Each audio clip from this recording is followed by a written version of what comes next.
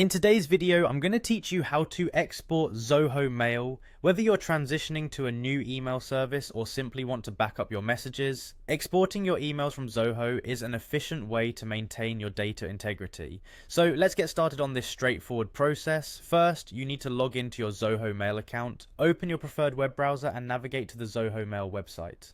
Enter your email address and password to access your inbox. Once you've successfully logged in, take a moment to familiarize yourself with the layout, as this will make the upcoming steps much easier to follow. With your inbox opened, direct your attention to the top right corner where you'll find the settings icon, which often looks like a gear.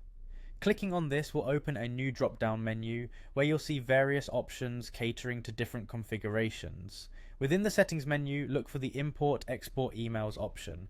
Selecting this will navigate you to the Import and Export section where you can effortlessly manage your email data. This page is specifically designed to ensure you can back up or transfer your emails securely. Now on this page, you will see an option labeled Export as EML.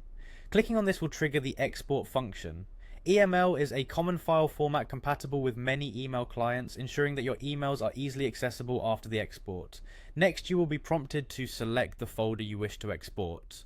All of your email folders such as inbox, sent items, or custom folders you've created will be listed.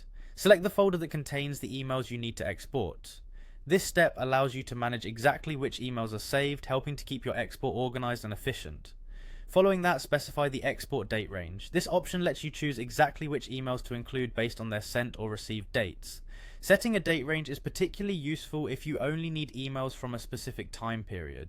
If you want to include all subfolders within your chosen folder, there's a handy checkbox to include subfolders. This ensures that even nested folders within your selected folder are exported, capturing all pertinent email data. Finally, once you've made your selections, click Export as EML.